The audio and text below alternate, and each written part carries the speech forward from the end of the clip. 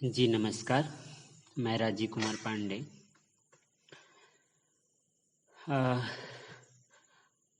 ऐसे समय में जब किसी बहस से हम किनारा नहीं कर सकते हों,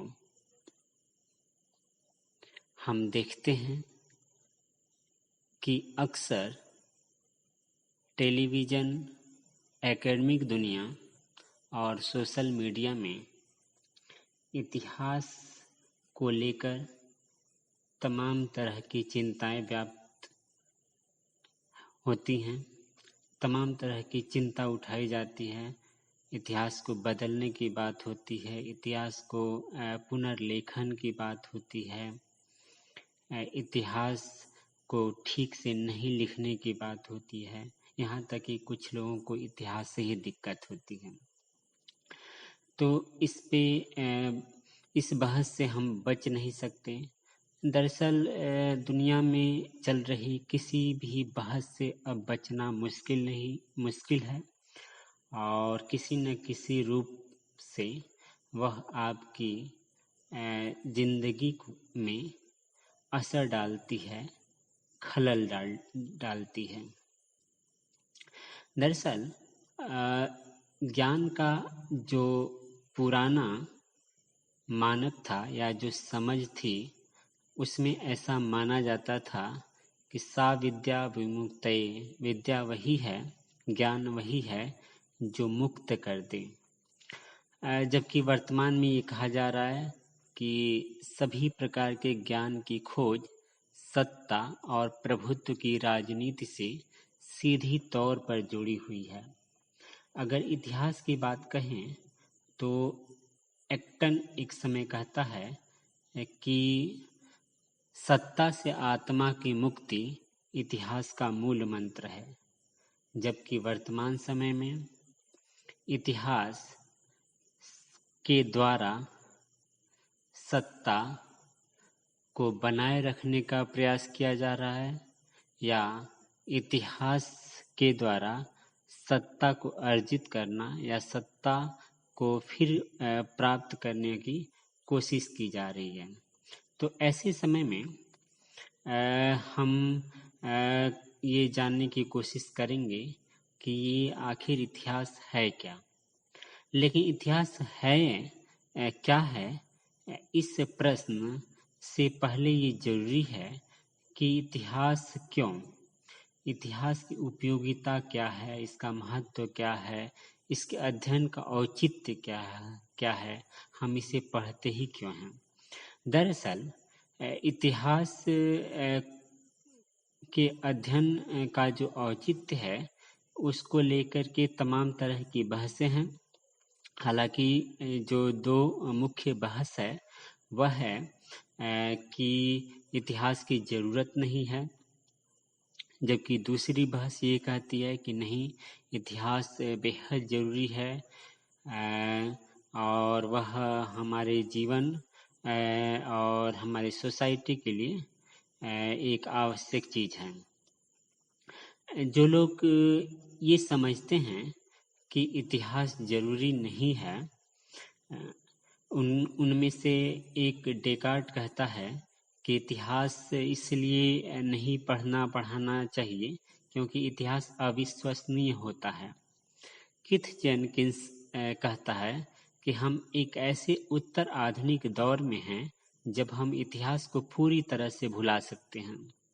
कुछ दिन पहले फुकुयामा ने किताब लिखी और end of history and the last man, और इस किताब में उसने इतिहास के अंत की घोषणा कर दी। हालांकि इसके पहले डेनियल बेल ने विचारधारा के अंत की घोषणा की और एक क्रम के अंतर्गत इतिहास के अंत की घोषणा की गई। और सबको पता है, आपको पता है कि इतिहास के अंत की घोषणा साम्यवाद के पतन के बाद की गई और कहा गया कि द्वंद्व के अभाव में इतिहास एक सार हो गया है और अब इसको आगे बढ़ने के लिए कोई द्वंद्व नहीं मिल रहा है, इसलिए इतिहास का अंत हो गया है। इसी तरीके से वॉल्टेयर ने दुख के साथ कहा था कि इतिहास मृतकों के साथ की जाने वाली चालबाजी है। रूसो का कहना था कि यह सच से मिलते जुलते को चुनने की एक कला है। फेनेलन ने इसे एक ऐसी कल्पना कहा जिस पर सब लोग सहमत हैं। पठनीय इतिहासकार फ्रेडरिक महान ने तो एक बार अपनी किताब की तरफ इशारा करते हुए यहाँ तक कहा कि मेरा झूठ लाओ, किधर है मेरा झूठ। इसी प्रकार अज्ञानता के लाभ से वशीभूत हेनरी फोर्ड ने कामोत्तेजक संक्षिप्तता के साथ टिप्पणी की थी कि इतिहास साइका है। फिर भी जो दूसरा वर्ग है जो इतिहास को जरूरी मानता है, उसका कहना है कि अनगिनत आलोचनाओं के बावजूद इतिहास हर किसी के साथ है।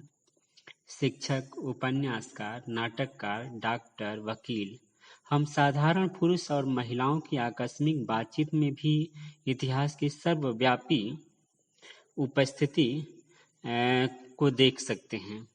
अतीत की घटनाओं और अनुभवों के बारे में अनजाने में ही सही, लेकिन सरल और समझदार शब्दों में हम ऐतिहासिक निर्णय लेते हैं। जैसे जब हम कहते हैं कि समय बदल गया है, या नैतिकता से पलायन हो रहा है, या यह अभूतपूर्व है, या कीमतों में वृद्धि या गिरावट हो रही है। और इसी तरह कुछ पुराने समय का उल्लेख करते हैं जब चीजें अलग थी, तो दरअसल हम इतिहास की बात कर रहे होते हैं। नेताओं ने हमेशा महान उद्देश्यों के लिए इतिहास का आह्वान किया है। मिस्र में ग्रेट पिरामिड के सामने खड़े होकर नेपोलियन ने अपने आदमियों को संबोधित किया था कि सैनिकों, 40 शताब्दियों का इतिहास अब तुम्हारे घुटनों के नीचे है। वह इतिहास के बारे में ही बात कर रहा था जब बिस्मार्क ने कहा कि मैं कैनोसा नहीं जाऊंगा। अपनी जमीन पर शत्रु को देख मुसोलिनी ने बेबसी से बिलखते हुए कहा था कि इतिहास ने मेरा गला पकड़ लिया। भारत की आज़ादी की पूर्व संध्या पर जवाहरलाल नेहरू का ऐतिहासिक मध्य रात्रि संबोधन ऐसे हुआ था। बहुत साल पहले हमने नियति के साथ एक समझौता किया था। राष्ट्रपति आइजनहावर का यह नीति वक्तव्य की कोई और पर्ल हार्बर नहीं, यह हमारे दिमाग में द्वितीय विश्व युद्ध की आधी कहानी को ला देता है। तो पक्ष में जो लोग हैं वो इतिहास को क्यों आवश्यक मानते हैं, इसके बारे में हम सिलसिलेवार रूप से समझने की कोशिश करेंगे। उनका मूल किन तर्कों के आधार पर इतिहास को जरूरी माना जाता है, उन मूल तर्कों को या बातों को सामने हम रखते हैं। इतिहासकारों के एक वर्ग जो इतिहास को जरूरी समझता है, उसका ऐसा मानना है कि इतिहास जो है ये एक सामाजिक आवश्यकता है। यह हमारे अस्तित्व का प्रश्न है। यह हमें बताता है कि हम कौन हैं। इतिहास का व्यापक और मौलिक गुण सामाजिक आवश्यकता इसके महत्व का प्रमाण है। स्त्री पुरुष के सबसे निजी क्षणों में भी उपस्थित इतिहास राजनीति, नैतिकता, संगीत, साहित्य, कला या राजनेताओं के उच्च नीतिगत बयानों में भी चर्चा में रहता है। मानव जीवन में इतिहास की सर्वव्यापीता उसकी अपरिहार्यता का तर्क देती है। प्रोफेसर आर्थर मार्विक ने इतिहास के सामाजिक आवश्यकता को विस्तार से बताया है। अपने स्वयं के अतीत के ज्ञान के बिना एक समुदाय उस व्यक्ति की तरह है जो अचानक अपनी याददाश्त खो देता है। उस समाज के लिए जिसमें कोई भी इतिहास नहीं जानता, पूरी दुनिया नई होगी। मार्विक लिखते हैं कि स्मृति और आत्मज्ञान के बिना एक आदमी आवारा या बेठिकाना आदमी है। इसलिए स्मृति के बिना एक समाज पहचान शून्य समाज होगा। एक व्यक्ति अपने पिछले अनुभव को याद कर सकता है, लेकिन एक समाज के पास ऐसी कोई जैविक स्मृति नहीं है। एक समाज के अपने अतीत का ज्ञान केवल परंपरा और किंवदंती के माध्यम से, किसी प्रकार के इतिहास के माध्यम से आ सकता है। जिसमें उसने बीते दिनों के महान वीर कर्मों का एक ज्ञान प्राप्त किया है। इतिहास का क्या उपयोग है? सरल उत्तर। मार्विक लिखते हैं कि इतिहास एक उद्योग है, तो इसमें उत्पादन किस चीज का होता है? इसमें स्मृति का उत्पादन होता है। मानव समाज को इस स्मृति अर्थात इतिहास की आवश्यकता है, जिसके बिना रोजमर्रा की जिंदगी भी अकल्पनीय होगी। जब कोई व्यक्ति स्मृति खो देता है तो वह पहचान की भावना खो देता है। प्रोफेसर मार्विक लिखते हैं, इतिहास को इसके लिए धन्यवाद कि समय के अंतहीन और सुविधाहीन समुद्र में पूरी तरह से होने के बजाय हमें कम से कम यह पता है कि हम कहाँ हैं और हम कौन हैं। सिसरो ने 2000 साल पहले कहा है, यह जानने के लिए नहीं कि आपके जन्म से पहले क्या हुआ था, बल्कि हमेशा एक बच्चा बने रहने से बचने के लिए इतिहास आवश्यक है। इतिहास की आवश्यकता की जब बात करते हैं तो एक वर्ग ये मानता है कि इतिहास जो है वह एक मध्यस्थ विषय का काम करता है, क्योंकि सबकी जड़ें, सभी विषयों की जो जड़ है वह इतिहास में है। किसी अन्य विषय के विपरीत एक मध्यस्थ अनुशासन के रूप में इतिहास का केंद्रीय महत्व है। जैसा कि कार्लाइल हमें सूचित करता है, इतिहास सभी विज्ञानों के मूल में है। यह मनुष्य की आध्यात्मिक प्रकृति का पहला विशिष्ट उत्पाद था। इतिहास एक फ्री सभागार है, जहाँ विभिन्न और यहाँ तक कि शत्रुतापूर्ण विषय शांति से मिलते हैं और खुद को पेश करते हैं। Professor C.N.L. ब्रुक ने कहा है, इतिहास विचार का एक अलग तरीका नहीं है, लेकिन कई हितों, तकनीकों और परंपराओं का सामान्य घर है, जिन्होंने अतीत के अध्ययन के लिए अपनी सर्वश्रेष्ठ ऊर्जा समर्पित की है। स्टुअर्ट ह्यूज के लिए इतिहास हमेशा से एक समावेशी मध्यस्थ अनुशासन रहा है। प्रोफेसर मार्विक लिखते हैं कि इतिहास की मध्यस्थता के उद्देश्य की क्षमता के रूप में कोई संदेह नहीं हो सकता, क्योंकि हर चीज का एक इतिहास होता है। एक अनुशासन के रूप में इतिहास सब कुछ शामिल करता है, इसलिए इतिहास अलग अलग विषयों के लिए एक बैठक का मैदान बन जाता है। यही वजह है कि इतिहास सबसे आकर्षक विषय है। कॉलिंगवुड के लिए इतिहास विचार के एक स्तर पर ज्ञान का एकमात्र प्रकार है। इतिहासकारों का एक वर्ग का ये मानना है कि इतिहास आनंद के लिए है। पॉल वाइस के अनुसार अपने को अतीत से जोड़ने में आनंद की अनुभूति होती है। इतिहास का आनंददायक पहलू केवल इतिहास के लिए काव्यात्मक आवश्यकता का एक मामूली रूप नहीं है। यह वह है जिसे अतीत के बारे में जानने की इच्छा रखने वाले एक विशेष रूप से मजबूत प्रवृत्ति के रूप में समझा जाता है। वृत्ति जब लिप्त होती है तो आनंद देती है।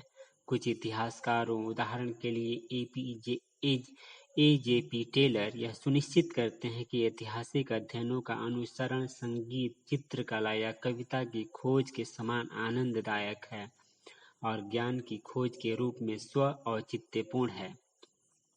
मार्विक मानते हैं कि ऐतिहासिक अध्ययन का आनंददायक पहलू है, लेकिन उसकी सामाजिक आवश्यकता के तर्क से एक सह संबंध है, क्योंकि व्यक्ति के लिए जो आनंददायक है वह सामाजिक रूप से भी उपयोगी है। जिस समय इतिहासकार अपनी जिज्ञासाओं के परिणामों का संचार करता है, वह व्यक्तिगत और सामाजिक आवश्यकता की पूर्ति करता है। इतिहास, चित्रकला, संगीत या कविता जैसे समाज के लिए उपयोगी होने के द्वारा अपने सामाजिक औचित्य को प्राप्त करता है। इतिहास की एक उपयोगिता है शिक्षा के रूप में इतिहास, शिक्षा के माध्यम के रूप में एक इतिहास। हेगल के अनुसार इतिहास की सबसे बड़ी सीख यह है कि इतिहास से कोई सीख नहीं लेता। मानव जीवन में केंद्रीय महत्व के लिए इतिहास की व्यवहारिक उपयोगिता है और यह तथ्य उसे शिक्षा की किसी भी योजना में एक स्थान दिलाता है।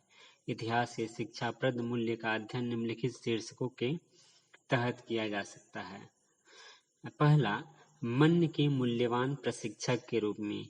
इतिहास के शिक्षाप्रद मूल्य के पहले उदाहरण में इसे मन के मूल्यवान प्रशिक्षक के रूप में समझा गया है।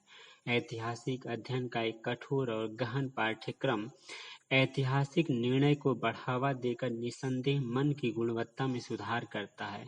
अब कोई भी कठोर अनुशासन एक समान दावा कर सकता है। फिर भी हालांकि एक विषय जिसका शिक्षण साक्ष्य की एक विस्तृत श्रृंखला के महत्वपूर्ण मूल्यांकन पर स्थापित किया गया हो और प्रोफेसर मार्विक के शब्दों में विशेष कौशल के साथ गलत सूचना और प्रचार के द्वारा जनसंचार माध्यमों के सभी अंग मिलकर हम सभी को निगलने की धमकी देते हैं, उनके खिलाफ यह एक प्रतिरोध का काम करता है। यही वजह है कि जैसा कि आप देखते हैं कि इतिहास का इस्तेमाल जहां सत्ताधारी दल करता है, वहीं जो विपक्ष है वो भी इतिहास का इस्तेमाल करता है और दोनों जनसंचार के माध्यमों को अपने पक्ष में करके या अपने पक्ष में करने की पूरी कोशिश करते हैं, क्योंकि वह इसका प्रचार करता है। तो इतिहास का इस्तेमाल एक मन के प्रशिक्षक के तौर पे होता है। इंसान को एक सांचे में ढालता है, नागरिक को एक सांचे में ढालता है और इसलिए हर राजनीतिक दल चाहता है कि वह उसके रंग में रंगे और वह जैसा चाहता है जो नागरिक है उस नज़रिए से इतिहास को देखे और इतिहास से उन चीज़ों को सामने लाया जाए जो विरोधी को गलत सिद्ध करे और विरोधी को बैकफुट पर जाने के लिए विवश करे और नागरिकों के मन में सत्ता के प्रति, एक खास वर्ग के प्रति मोह पैदा करे और दूसरे के प्रति वितृष्णा पैदा करे। इतिहास जो है एक व्यवहारिक मार्गदर्शक के रूप में भी काम करता है। इतिहास के अध्ययन के लिए इससे बेहतर औचित्य नहीं हो सकता। यह हमें समकालीन दुनिया की समस्याओं का सामना करने के लिए तैयार करता है। प्रैक्टिकल गाइड का तर्क इतिहास जितना ही पुराना है। ग्रीको रोमन के साथ साथ मैकियावली जैसे पुनर्जागरण के इतिहासकारों ने अपने विषय को विजेता शासकों, राजनयिकों और राजनेताओं के लिए एक व्यवहारिक मार्गदर्शक माना है। बिशप बोसवेट ने अपने यूनिवर्सल हिस्टोरियो को भविष्य के लुई 15वें के लिए लिखा था। यह इतिहास को इस रूप में दिखाता है कि इसकी वर्तमान और भविष्य में उपयोगी होने की संभावना है, क्योंकि इतिहास पर्याप्त रूप से खुद को दोहराता है। इतिहास के इस तर्क में कमजोरियां हैं। इतिहास को दोहराने के लिए खुद को गलत कहना होगा, बल्कि इतिहासकार की भविष्यवाणी करने की क्षमता न केवल अस्थिर नींव पर टिकी है, बल्कि अपने स्वयं के उचित कार्य की अनदेखी कर धोखा देती है। वह कार्य भूतकाल को समझना है, न कि भविष्य की भविष्यवाणी करना। दरअसल यह इस अर्थ में रहा होगा जैसे कि नेपोलियन ने इतिहास को एकमात्र सच्चा दर्शन होने का दावा किया। यह गलतियों के खिलाफ एक चेतावनी देता है। इतिहास सर्वश्रेष्ठ उदार शिक्षा के रूप में शामिल किया जा सकता है। डेविड थॉमसन जैसे कई प्रसिद्ध इतिहासकार इसे सर्वश्रेष्ठ उदार शिक्षा मानते हैं। इतिहास बुद्धि को तेज करता है, समझ को बढ़ाता है और दृष्टि को व्यापक बनाता है। 19वीं सदी के फ्रांसीसी इतिहासकारों के अनुसार यह मनुष्य को उसके सभी विभिन्नताओं में जोड़ता है। यह हमें सामाजिक रूप में भिन्नता से परिचित कराता है और हमें बदलाव के एक खतरनाक भय से छुटकारा दिलाता है। अतीत के अनुभव वर्तमान को रोशन करते हैं और भविष्य को निर्देशित करने में मदद करते हैं। सर जॉन सीले के मन में इस अनुभव का मूल्य था जब उन्होंने कहा कि जब हम इतिहास सीखते हैं तो हम अतीत को नहीं बल्कि भविष्य को सीखते हैं। सभी विषयों में से इतिहास हमें जीवन का परिप्रेक्ष्य देता है।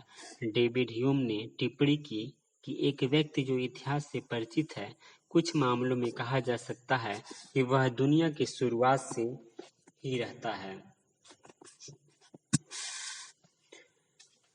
इतिहास को सुधारात्मक रूप में भी लिया जाता है। जैसा कि पॉलीबस कहता है कि अतीत के ज्ञान के मुकाबले आचरण के लिए कोई और सुधारात्मक उपाय नहीं हो सकता।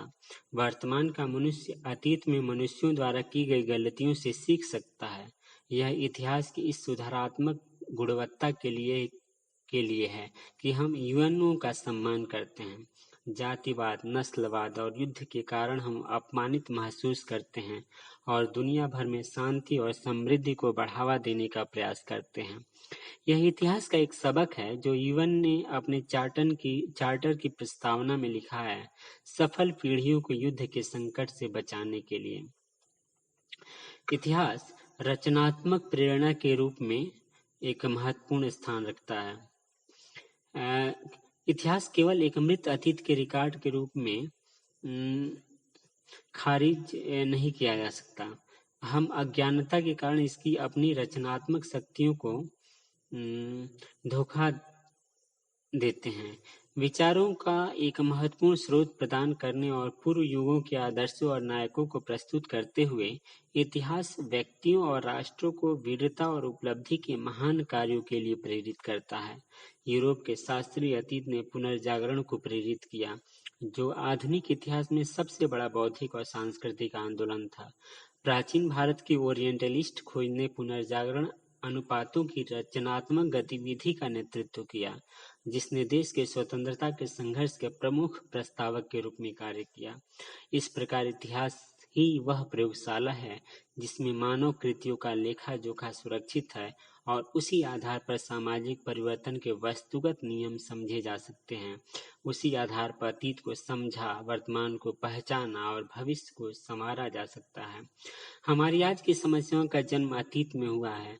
हम उन समस्याओं का कोई निदान नहीं ढूंढ सकते जब तक हम यह न जान लें कि अतीत में उनका जन्म कैसे हुआ था।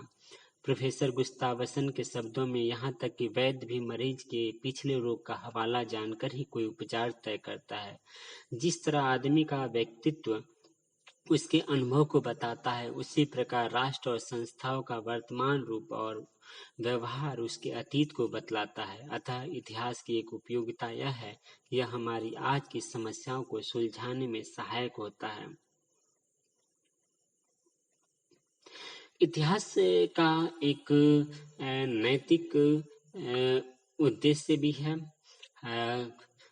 कुरान में कहा गया है कि हमें ऐतिहासिक स्थानों की यात्रा करना चाहिए। जब हम वहाँ जाते हैं तो देखते हैं कि जो लोग यहाँ पर इतने बड़े बड़े निर्माण किए, वो इस दुनिया से चले गए और समय के साथ उनकी रचनाएं भी चली जाएंगी। जो भी इस धरती पर आया है उसे एक दिन चले जाना है और उसके बाद चली जाती हैं उसकी भौतिक रचनाएं, लेकिन रह जाते हैं उसके कर्म और विचार। व्यक्ति अगर याद रखे कि उसे एक न एक दिन इस दुनिया से चले जाना है और सब कुछ यहीं पर छोड़ करके जाना है, जो इतिहास में बताता है, क्योंकि महान से महान राजा और महान से महान उसकी रचनाएं या तो समाप्त हो गई या तो समाप्त हो जाएंगी। अगर व्यक्ति ये ध्यान रखे तो बहुत सारी ऐसी समस्याएं या अपराध नहीं होंगे। इस प्रकार अगर संक्षेप में अगर हम कहें कि इतिहास क्यों जरूरी है पढ़ाना, तो हम कह सकते हैं कि इतिहास आज की समस्याओं को सुलझाने में सहायक है। यह बौद्धिक संतोष प्रदान करता है, अनुभव के क्षेत्र में वृद्धि करता है, स्वयं को समझने में सहायक होता है, एक पहचान प्रदान करता है, मनुष्य को बुद्धिमान बनाता है।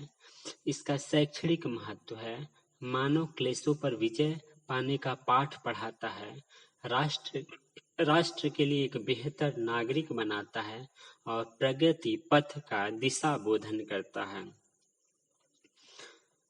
लेकिन अगर फिर हम संक्षेप में ये भी यहाँ रखना चाहेंगे कि किन आधारों पर इतिहास के अध्ययन का विरोध किया जाता है।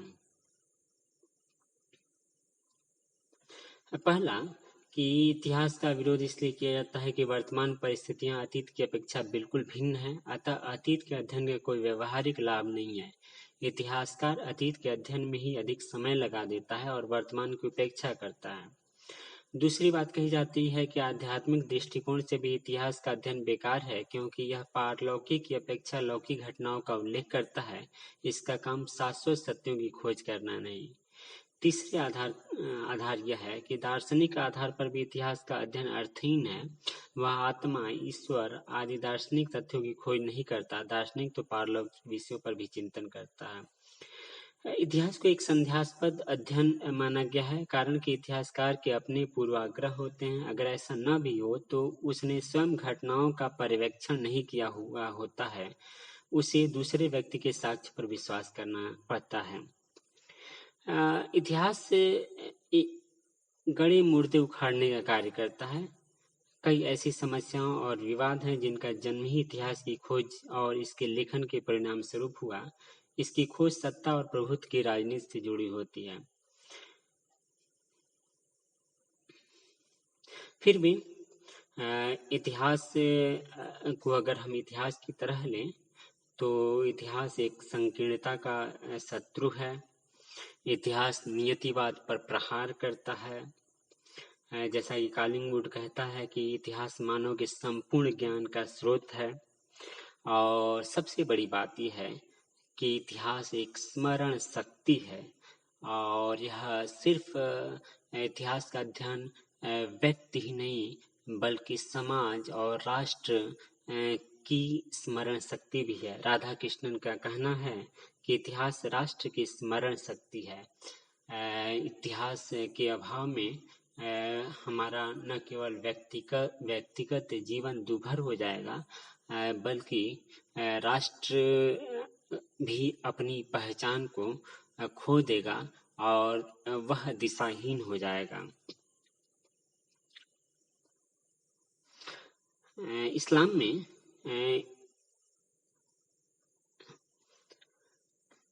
इतिहास के प्रसंग में प्रायः इब्र शब्द का प्रयोग हुआ है, जिसका अर्थ है शिक्षाप्रद दृष्टांत। इसलिए किसी मुसलमान के लिए इतिहास का बोध तथा उसके इब्र को जानना एक आध्यात्मिक प्रशिक्षण है। तो वास्तव में जब परीक्षाओं में या किसी भी परीक्षा में, किसी भी कंपटीशन में या एक तरीके से कहिए तो जब हम पढ़ना लिखना शुरू करते हैं तब से ही शुरू हो जाता है इतिहास का अध्ययन। कम से कम 6, 7, 8, 9, 10, 11, 10 तक तो सभी को पढ़ना ही होता है, 6 से 10 तक।